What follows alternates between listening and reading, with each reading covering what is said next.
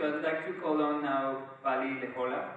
He's going to be the moderator of our next panel, which is called In-Depth 1, Designing an MPI, a Technical Political Communications Exercise. Pali, the floor is yours. Thank you very much, Philip. I have presentations or interventions from Malaysia, and would like you to come up here as I invite you. Morocco, Mozambique, and South Africa. So why do we invite them to come? Yes, they have to come here. They have to find the keynote address. I'm not saying, suggesting that Philip, you should vacate the high table, but if you so wish, you can.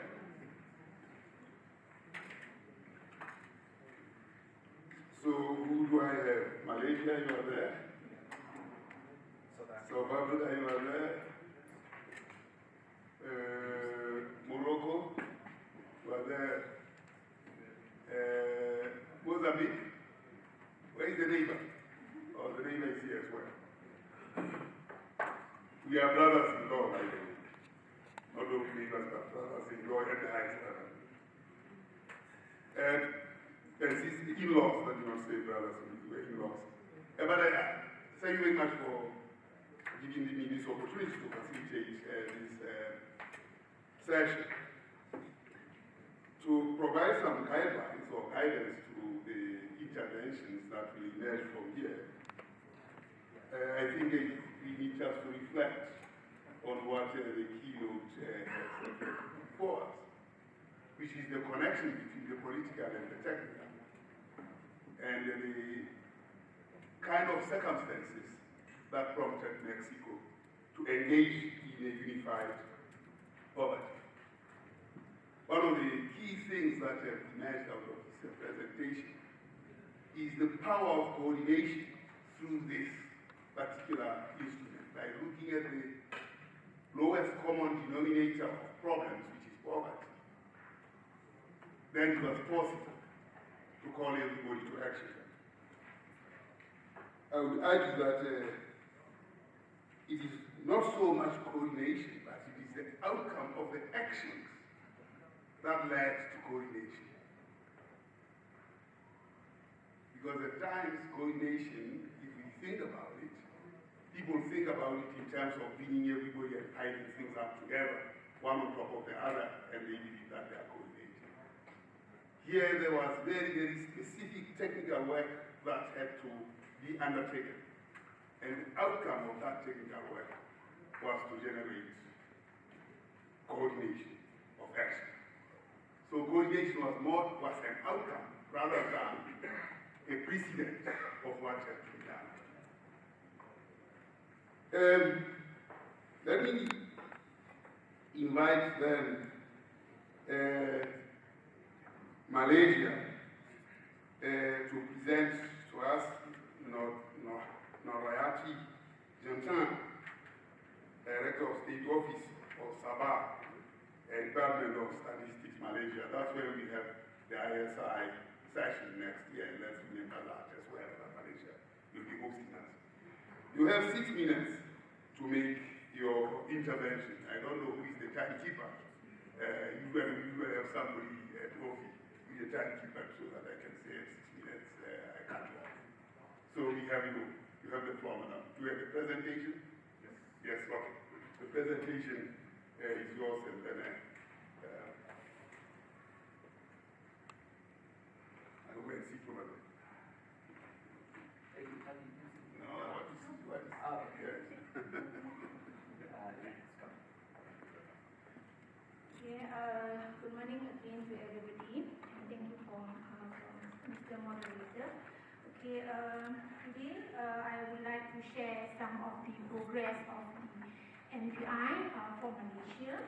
In Malaysia, actually, there are several groups of people getting attention from the government in terms of allocation and the policy or programs that cater their groups.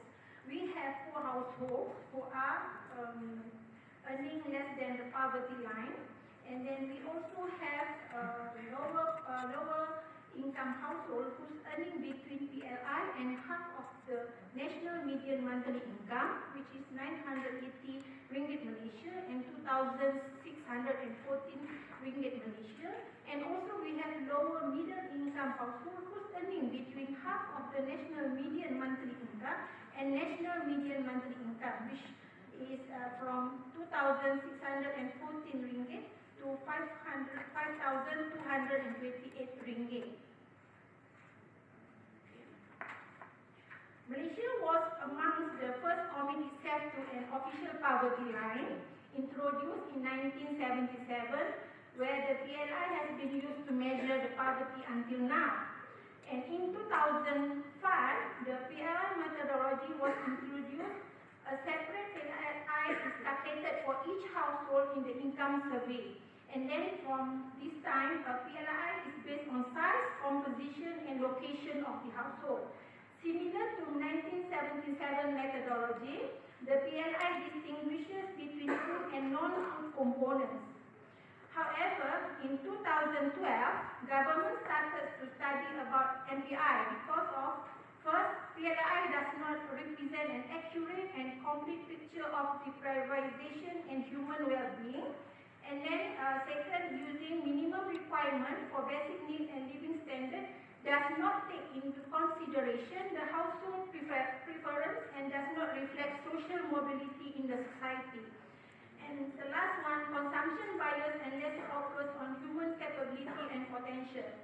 Therefore, in between 2012 and 2018, two presentations was made to the government, and in the midterm review of the 11 Malaysia plan, the first presentation proposed the concept papers, and the second presentation to share the preliminary findings and get some comments from the stakeholders and the policy makers. Okay, this is the incidence of poverty from 1970 to 2016, whereby we can see a big drop from 49.3% poor household in 1977 to 0.4% in 2016.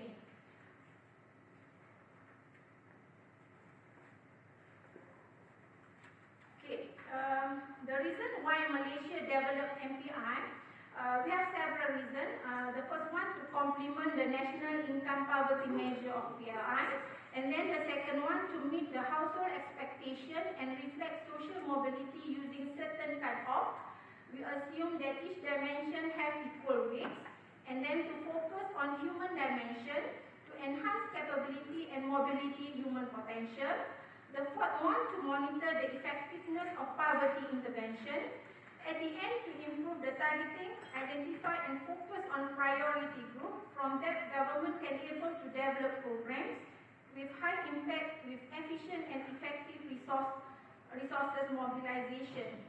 On top of that, definitely the most challenges faced by Malaysia during we develop MPI are the structure MPI itself. Malaysia decided to have 4 dimensions as compared to global MPI only covered 3 dimensions. So during the high-level meeting, some members suggested that income must be included as one of the elements to identify or to calculate the incidence of poverty.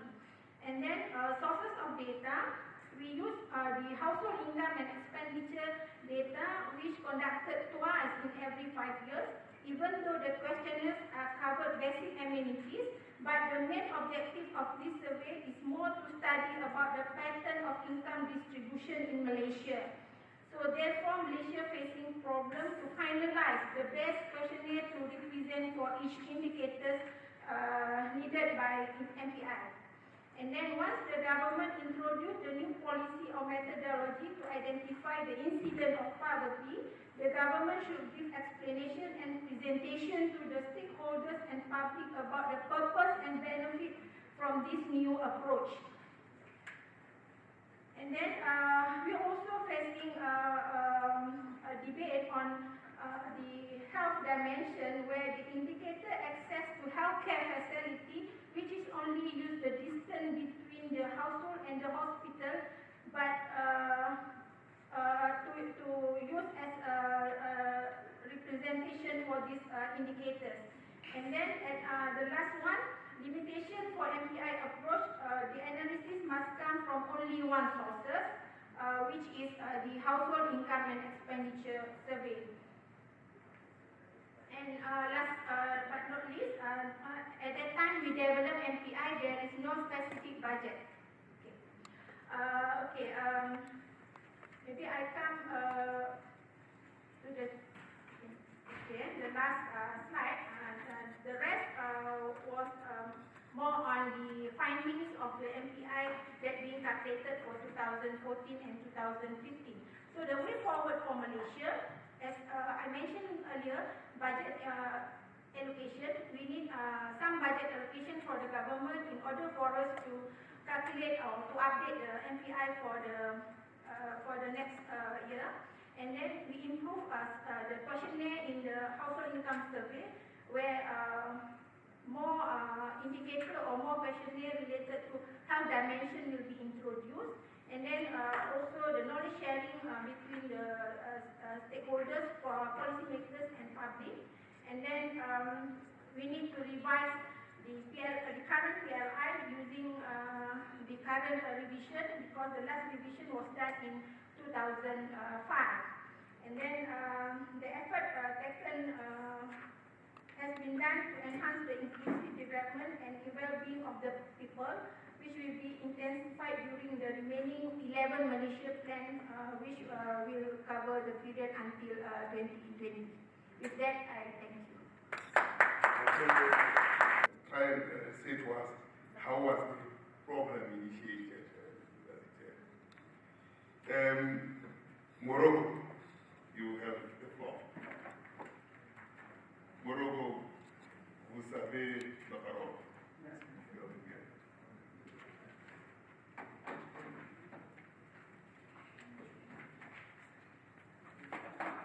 Hello again.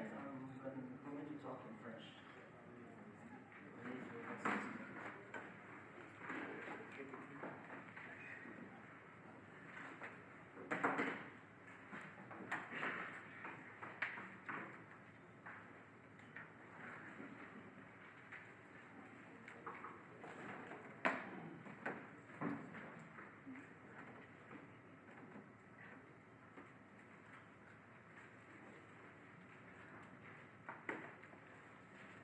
Bonjour tout le monde. Je suis parmi vous ici dans cet événement prestigieux et très intéressant, surtout pour moi qui suis là pour la première fois. Donc, je vais présenter l'expérience marocaine en termes de développement et des mesures de pauvreté multidimensionnelle et à l'approche proposée par OFI. De notre part, nous avons utilisé les données du recensement parce que le but était de pouvoir descendre au niveau des découpages administratifs et géographiques les plus bas, ainsi pour pouvoir cibler toutes les catégories concernées par ce fléau du pauvreté multidimensionnelle. Donc nous avons adopté le même indicateur proposé par OFI, 3 dimensions qui sont éducation, santé et conditions de vie, et 10 indicateurs. On a développé le questionnaire du recensement. Il n'était pas prévu des questions desquelles on pouvait dégager cet aspect de pauvreté. Du coup, nous avons opté pour un ensemble de proxys. Pour ce qui est du combustible de cuisson, nous avons défini la privation comme suit, ne pas disposer d'une cuisine privée, par exemple. Pour la détention d'actifs, on s'est limité au téléphone, télévision et parabole. Revêtement du sol, comme proxy, habiter dans un bidonville, un endroit non aménagé ou bien une maison rurale dans une zone urbaine. Du coup, il ressort que la pauvreté multidimensionnelle, que l'incidence de la pauvreté multidimensionnelle est passée de 25% en 2004 à 8,2% en 2014. Avec ce taux et cette baisse, l'effectif de la pauvreté, l'effectif de la population multidimensionnellement pauvre est passé de 7,5 millions à 2,8 millions seulement en 2014. Bon, 2,8 millions, c'est un effectif important, mais c'est quand même une baisse de 9,4% par an. Toutes les régions ont bénéficié de la baisse de la pauvreté multidimensionnelle et presque toute la totalité des communes, à l'exception faite de quelques communes qui ont été cibles de l'initiative nationale de développement humain. Pour ce qui est de la décomposition de la pauvreté multidimensionnelle par dimension, il ressort que la scolarisation des adultes explique à elle seule 34% au niveau national, 37% au milieu urbain, 34% au milieu rural. La non-scolarisation des enfants contribue elle aussi à 21% à la pauvreté multidimensionnelle. Donc au total, en termes d'éducation, la pauvreté multidimensionnelle est expliquée à hauteur de 55,3% au niveau national. Nous avons aussi développé un... Sorry, just say, can you speak a little slower? Ah, sorry. Okay, sorry. Slower. Yeah. Okay. Nous avons aussi développé un modèle multidimensionnel inspiré de l'approche OFI pour la population des enfants. Elle est inspirée de la théorie de la logique floue. Donc nous avons pris 4 tranches d'âge, 0-4 ans, 5-6 ans, 7-14 ans et 15-17 ans. Pour ce qui est des dimensions, nous avons pris les conditions d'habitation, l'électricité, l'assainissement, l'eau potable, la scolarité, le travail des enfants, le mariage précoce et la malnutrition. Donc pour chacune de ces tranches d'âge, on peut être concerné ou pas par ces dimensions. Pour ce qui est de la définition de la privation au niveau de chaque dimension, il est inspiré, comme j'ai dit, de la logique floue. C'est-à-dire, par exemple, pour ce qui est de la disposition ou non d'électricité, la question est comme suit. Est-ce que vous disposez d'électricité? Les modalités de réponse sont oui, avec compteur individuel, non, oui, compteur partagé, oui, sans compteur ou non. Donc, pour ce qui est de la disposition de compteur individuel, la privation de 0. Je dis ça juste à titre d'exemple. Pour ce qui est de disposition de compteur partagé, la privation de 33%, sans compteur est de 1. Ainsi, il en ressort un taux d'incidence de pauvreté multidimensionnelle. J'ai oublié de dire que ce modèle a été implémenté au niveau des enquêtes de consommation et de dépenses des ménages de 2001, 2007 et 2014 pour pouvoir analyser la dynamique. Donc il ressort un taux de pauvreté en 2001 de 2,4%, de 11,6% au milieu en 2014, en 2007 de 46% et en 2001 de 43,6%. Et pour finir, nous avons aussi essayé de faire un exercice d'approche individuelle pour ce qui est la pauvreté multi-émotionnelle des femmes. Nous avons pris 4 dimensions cette fois qui sont propres aux femmes: l'éducation, la santé, l'activité économique et les conditions de vie. Et les résultats seront publiés prochainement sur le site du HCP. Donc, désolé d'avoir été un peu rapide. Et puis, merci.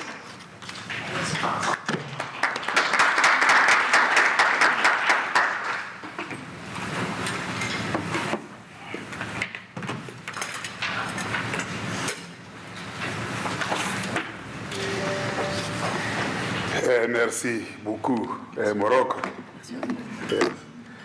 You two have not actually said that there is a technical issue here and a political issue, which we want to find what the interface between the technical and the political, which is a much more juicy stuff in the interface of policy making. I haven't had enough around that problem, just as I haven't in Malaysia. Obviously, I'm reflecting on this in relation to what we had from Mexico around that very, very serious political engagement and interface. Nonetheless, Mozambique, you have the floor.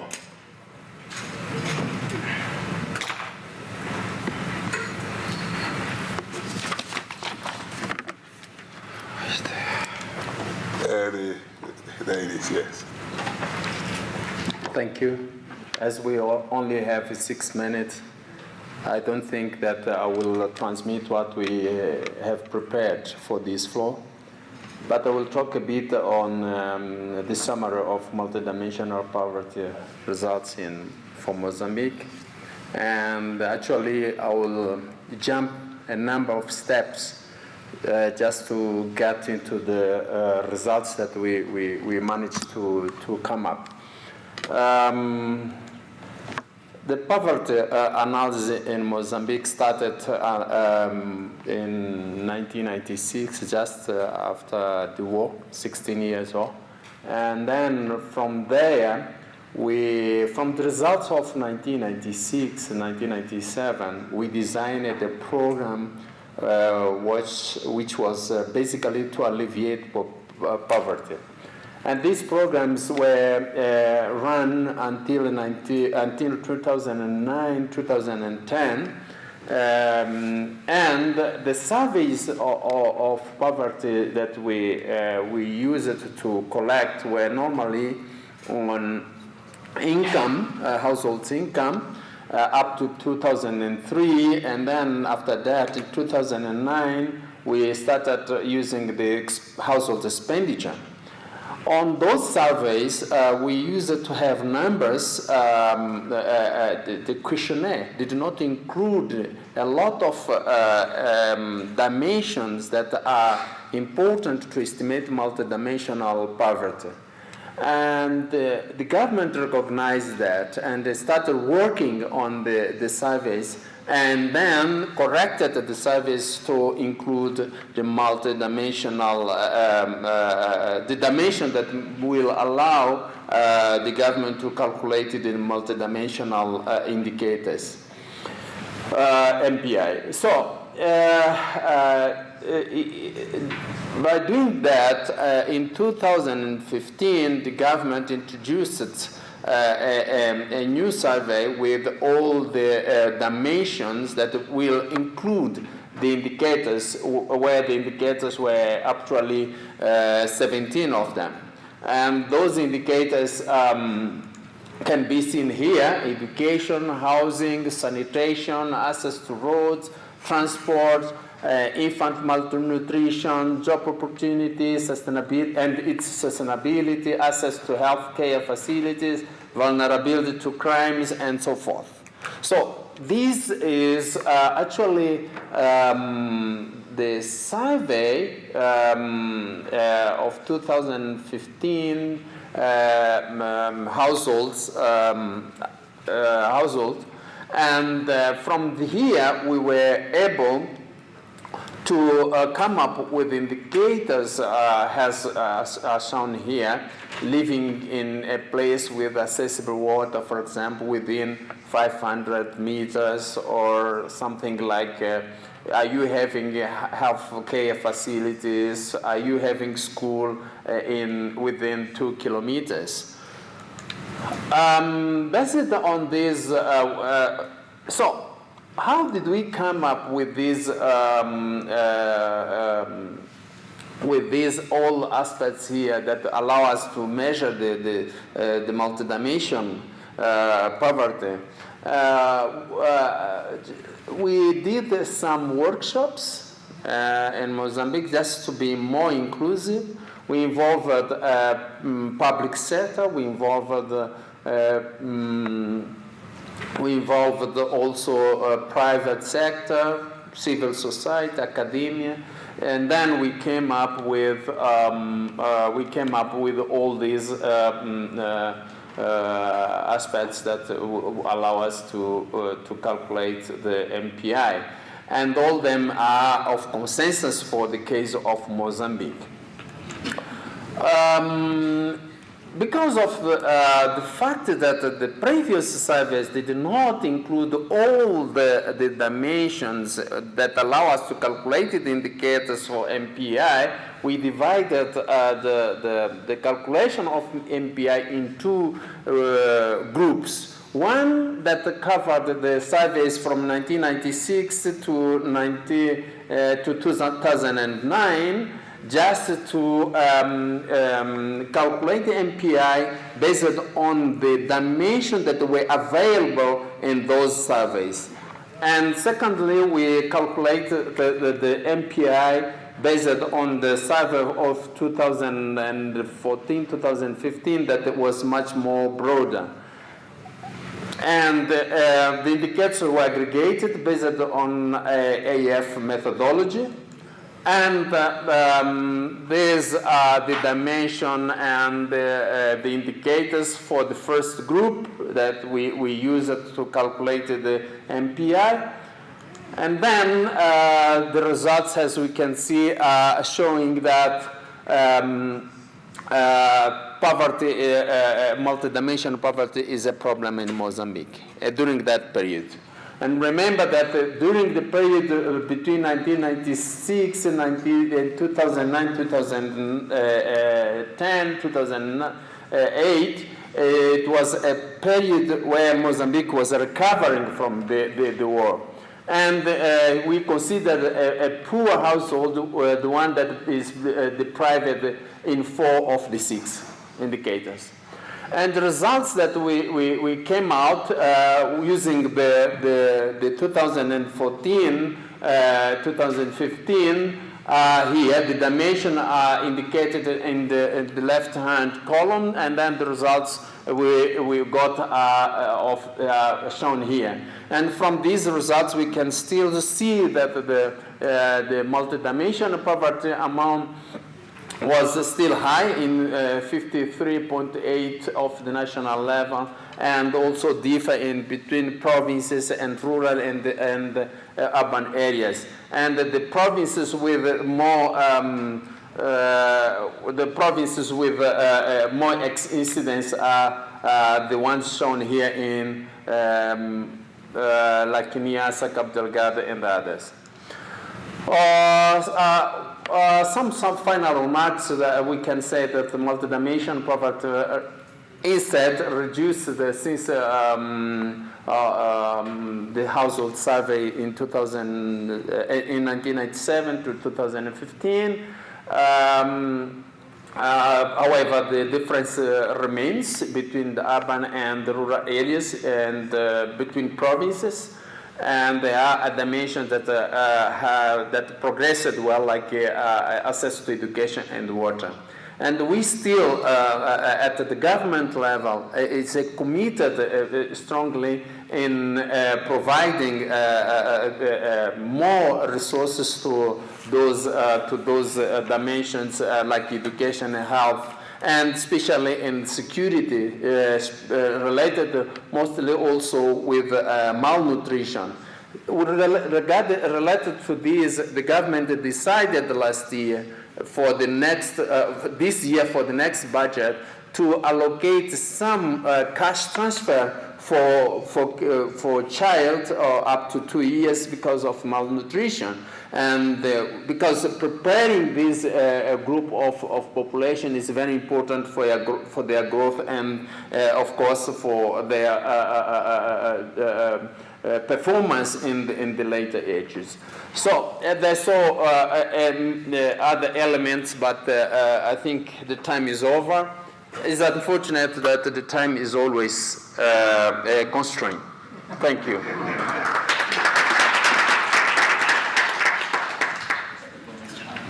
Yes, time. Obrigado, Mozambique. Yes, time is always a serious problem. And we don't know how to deal with it. It even determines how long you will die or how long you will live. South Africa, I'll be tighter with you, Werner. Thank you. I was hoping for the opposite, but. Okay. Morning, good afternoon, everyone. I think we've just passed over it. So South Africa and Stats SA has got a history of attempting to do multidimensional poverty measurement. In 2000, we had Measuring Poverty in SA, which looked at household infrastructure index, as well as a household circumstance index using the census 1996. We also then in 2006 had what we called the Provincial Indices of Multiple Deprivation. This was ward level analysis done using the census 2001 and was cut across 5 domains looking at income, employment, education, health, and living circumstances and living environment. Then in 2013, we published a report. This was a smaller report, Men, Women, and Children, where one aspect of it, we did an in-depth look at child poverty. This was done in partnership with UNICEF, and as Russell mentioned already in his introduction, StatsSA and UNICEF are partnering again to do a more thorough and comprehensive child poverty report in 2019, also using MODA, which is very similar to the AF methodology. So we have a long history of this at StatsSA. But in 2013, we began planning and conceptualizing the construction of the SAMPI, or what we call the South African Multiple Dimensional Poverty Index. And while we had done lots of multidimensional things, we had never really institutionalized a multidimensional measure in it. So the SAMPI was the goal to do that. And when we were building it, we had 4 guiding criteria. Obviously, we had a base, which was the global MPI. We know the 3 dimensions, and we said that's our starting point. Then we said, how can we make this South African? How can we make this something relevant to our country? And we've got this line, which is the vision of StatsSA, the South Africa I know, the home I understand. I know and hopefully you give me an extra minute that I've punted the brain thought there. We also had to look at data availability. We used the 2 census 2001, census 2011, because we really wanted to dive deeper into the lower levels of geography. With our household income and expenditure surveys, we can do provincial, but we can't go down. And then also we had to look at data suitability. You know, was it right when we did data confrontation? How did it compete with other indicators and whatnot? So in the end, we ended up with 4 dimensions. We have the health dimension, which uses child mortality as the indicator, and this is a bit of a deviation from the global MPI, because the global MPI also says nutrition, but lack of data availability on nutrition in the census prevented us from having something there. Then we had education, years of schooling and school attendance, which is very similar to the global MPI. Then in living standards, we have 7 indicators there. Also, there's a bit of a deviation from the global MPI. We look for dwelling, we look at dwelling type. For the global, I think they look at the floor of the structure, which is something we don't collect. And then we've got an additional one around the electricity. And then lastly, the dimension that we added to make it the South African flavor. And you've already heard yesterday when we were talking about the release of labor stats, South Africa has got an unemployment crisis in this country. We consistently are sitting with about a quarter of the labor force unemployed, and we had to give recognition to this. But obviously, given that it's so bad, we didn't want to now have just, if you're unemployed, you're deprived. So the cutoff for that particular indicator is actually quite strict. It says that all adults in the household are unemployed. So it's actually a rather strict cutoff that we use. So that's the SAMPI, the 4 dimensions, and the indicators that we have. So when we map this in 2001 with the census, you see a very clear patterns emerging in the country. We see heavy concentrations in the Eastern Cape, and KwaZulu-Natal, also parts of Northwest, and Limpopo in the north. Now, it's not a surprise when for people from South Africa or know about South Africa, the historical context, it's no surprise. You see these poverty concentrations that we observe are linked to our terrible past, the legacy of apartheid, a legacy of underdevelopment, of under-resources, and not attention to these particular, which were former homelands under the apartheid state. But going forward to 2011, you see improvements. We actually have rather low multidimensional levels, but still heavy concentrations in Eastern Cape and KwaZulu-Natal. So those two were the censuses, but we have since updated the SAMPI using the Community Survey 2016, which doesn't allow us to go down as deep, but allows us to get municipal estimates. So this is municipal estimates. And now, remember, we know Eastern Cape and the orange, the KZN, the blue and the orange are the ones where we see the heaviest concentration, and those seem to have the highest head counts. So from 2001 going to 2011, what you generally see is a decrease in the head count. There's not much movement around the intensity, but we see it dropping down, but still KZN having quite high municipality in Msinga at almost 40% multidimensionally poor. But then from 2011 to 2016, it slows down. We actually don't see much more decrease in the head count. We don't see much more decrease in the head count. Rather, we see the intensity changing. So from 2001 to 2011, we had about a 1 percentage point reduction per year. But going from 2011 to 2016, we had a 0.2% reduction per year. And I think that links and makes sense when you see the money metric side. Just quickly, these are sort of the interventions that help us keep our multidimensional poverty low. We provide free subsidized services to indigent households. We have no-fee schools. We have feeding schemes, and there are about 17 million recipients of social grants. And as you can see, if we just look at the main source of income for provinces, you can see grants in some provinces account for almost a third of the main source. So grants are a key issue. So this is now our levels. In 2001, we were about 18%. In 2016, we're seeing about 7% SAMPI head counts. The drivers, unemployment, and unemployment continues to be the biggest driver and growing, followed by years of schooling, sanitation, and assets are another one. And I unfortunately had some money metric to show as well, but I will end here. Thank you. Thank you very much. There will be discussions on these issues. We can go until 12. We will have 10 minutes for discussion. Yes, we have 10 minutes for discussion. Can we show by hands who would like to?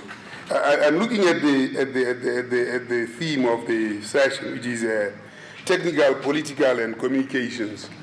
I think the presenters have focused on the technical issues, which is part of the, but they've left the political and the communications aspects out of the equation. I think if they could try and address those in the question time. How has government responded to this, for instance, in South Africa then, or in Malaysia, or what is it? And how are these numbers used in planning? How have they been conceived in terms of mobilizing government to see this, or was it a matter of sales law where supply creates its own demand vis-a-vis Mexico, where actually there was a very clear process of negotiating and managing this politically? Why has Malaysia not gotten the necessary resources? Is it because that preliminary process of politics didn't precede this? So what was the key issue?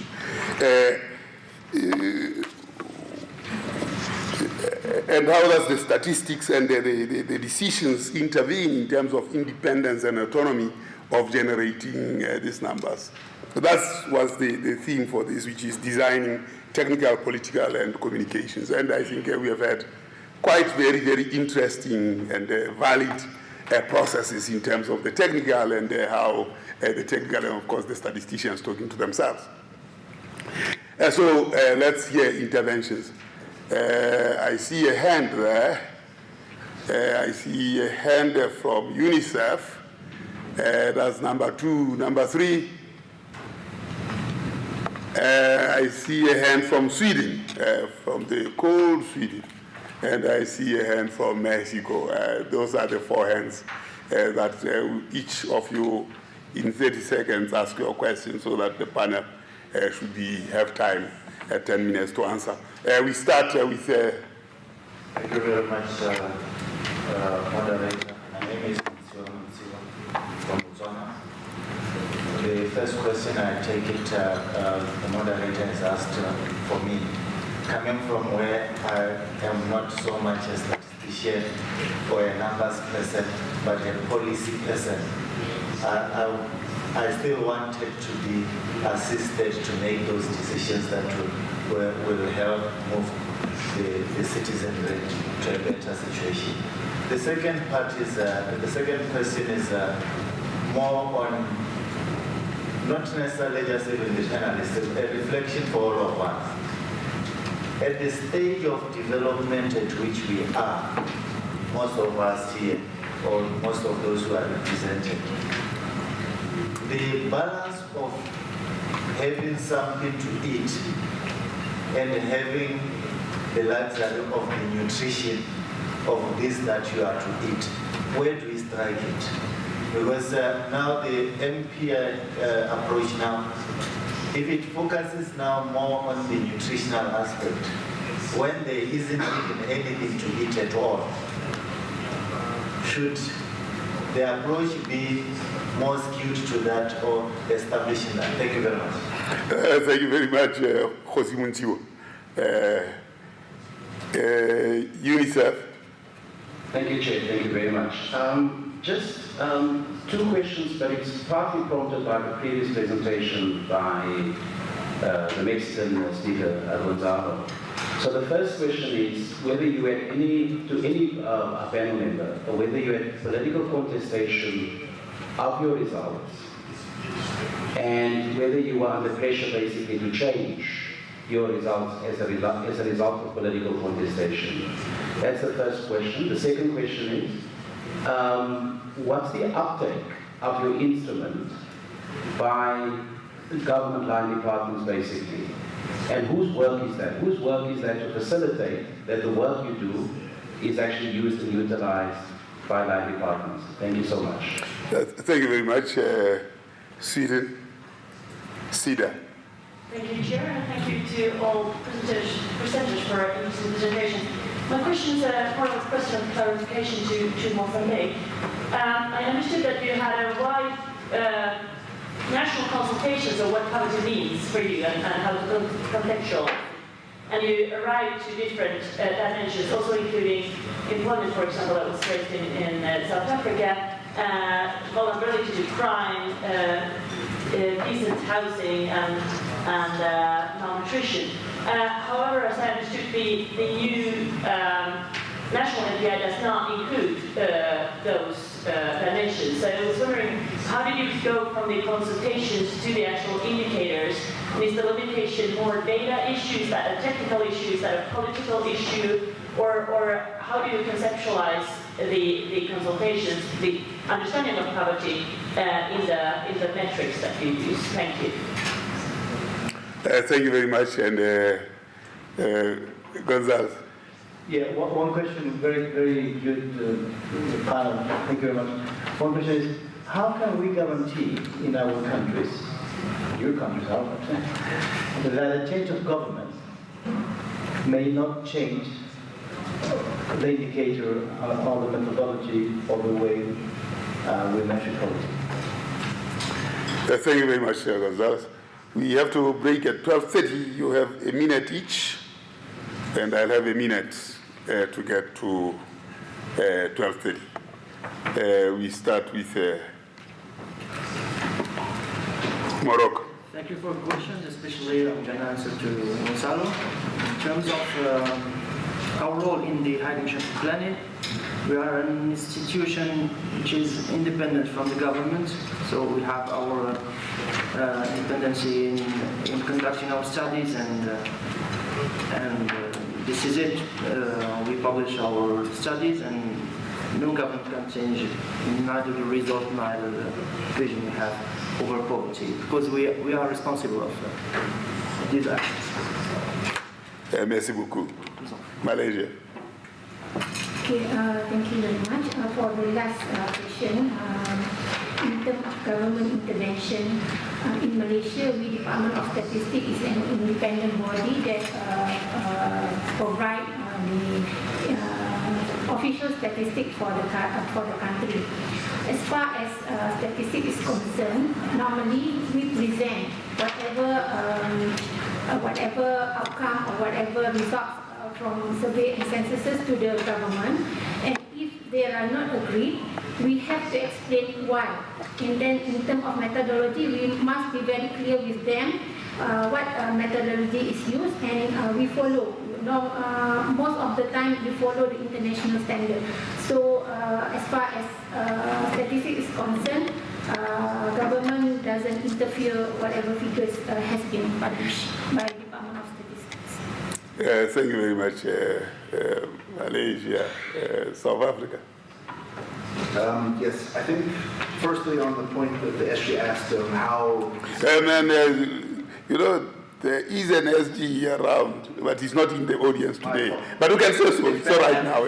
It just reminds me. But you should just say XD. To answer the question on how it's the political side, the SAMPI has actually been very well received across governments.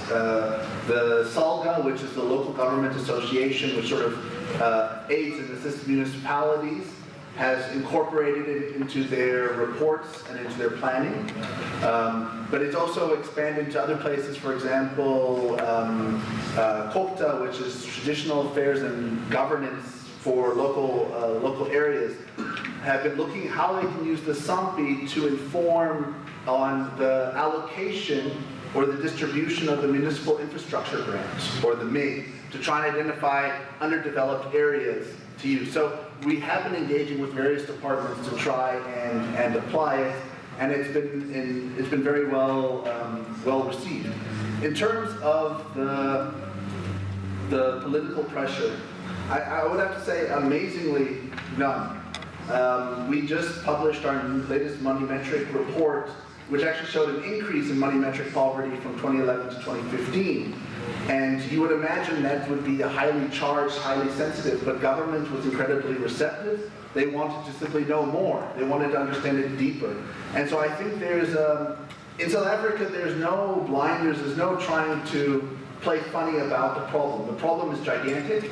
It affects everyone's life, whether in all aspects you're intersected with it, and we can't escape it from our historical context. And so I think we know we've got a problem, and I think there's a real desire to tackle it. And then in terms of a change of government and the potential impact there, I think South Africa has had sort of a single ruling party for a long time that has a very dominant share. It's quite likely that dominant share will continue. We'll see how it goes in 2019. But I would imagine, I can't imagine that it would interfere too much with the work of statistics. The lines that we have developed and the methodologies used have not just been consulted with government. We've talked to civil society, we've talked to academia, we've talked to international organizations, the World Bank, the UN. Others have played involved and have all shaped what we have now produced in sort of these baselines. So without going and overhauling the entire infrastructure that has been built, I don't see what impact there would be or risk there would be. Thank you. Mozambique. Thank you so much. Thank you. I gave you half a second for calling me SG. Okay. So in terms of our governmental response to this, I think Mozambique has indicators for budget allocation. And one of the indicators for budget allocation is the level of poverty in each province. So if a province has a higher level of poverty, will normally tend to receive more budget. But we still have a challenge because now the multidimensional index has been just released, and we have not yet used for budget allocation. But there is a consensus and from the government that they needed to use this indicator as guidance for resource allocation in order to tackle the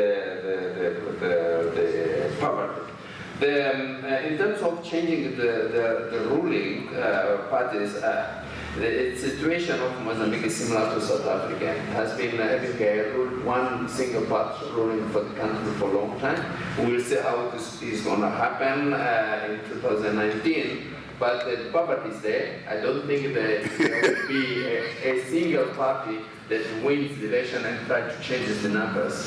So I think the situation will be agreed. The other thing that is very important is that the National Institute of Statistics in Mozambique is responsible for collecting the data. But the main user of the data is the Director of Economic and Finance Studies of the Ministry of Economic and Finance. So the reports that come up are from actually the government, and there's no way that the government can run away from it. Related to the question that Sida asked, in fact, we did this broad consultation, and we came up with those dimension and indicators from this consensus, and as you see, the MPI of 2015 has tried to grasp all these indicators that we came up from the consultation, trying to capture all the elements, all the indicators and dimension and indicators that we got from the consultation as a consensus. Thank you. Thank you very much. You took 3 minutes of, you overspent more time, 3 minutes, and we are now at 12:33. So I thought that I would have a minute, so I will spend a minute and then hand over for administrative issues.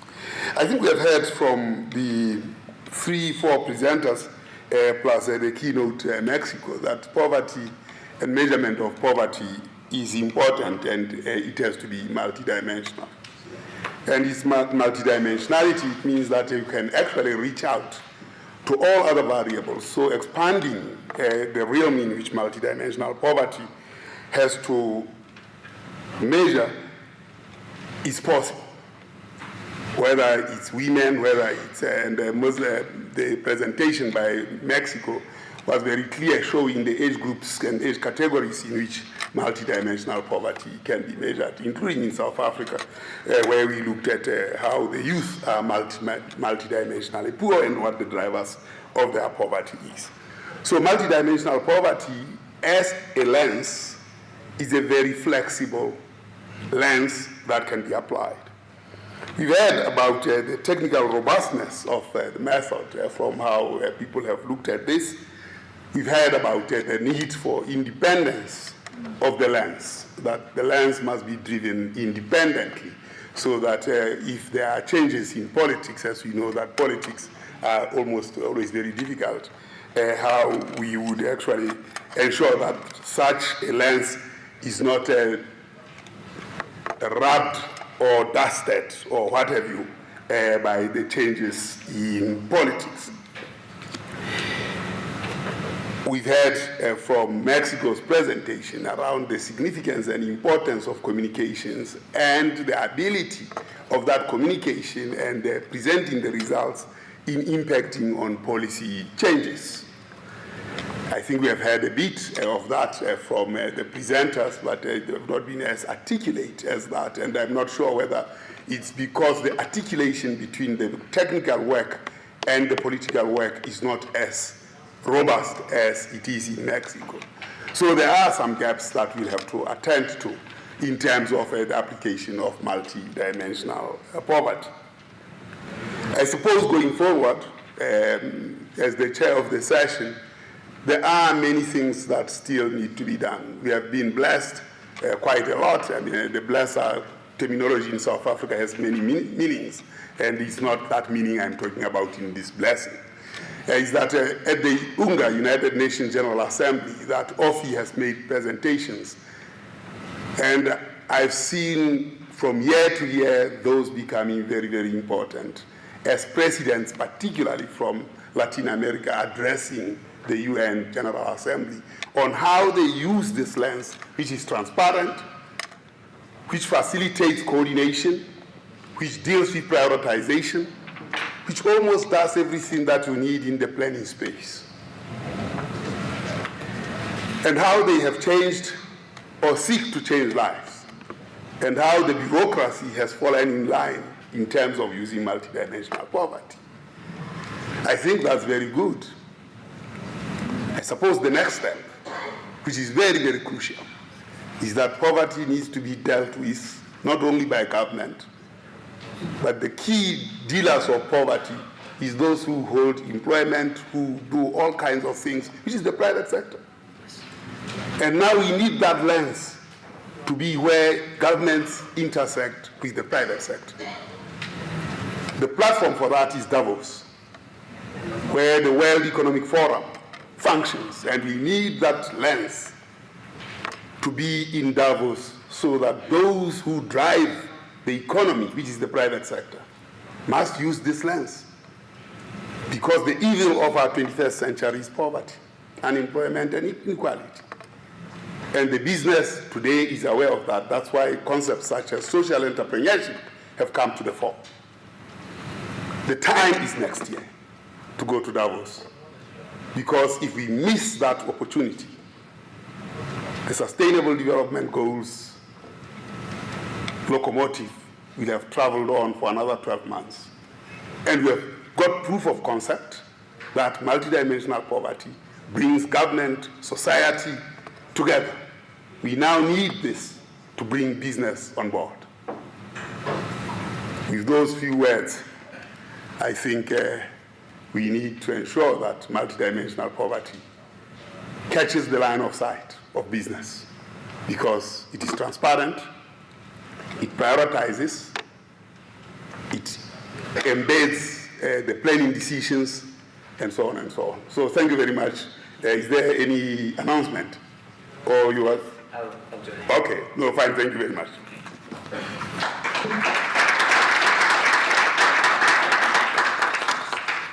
Thank you so much, Pali.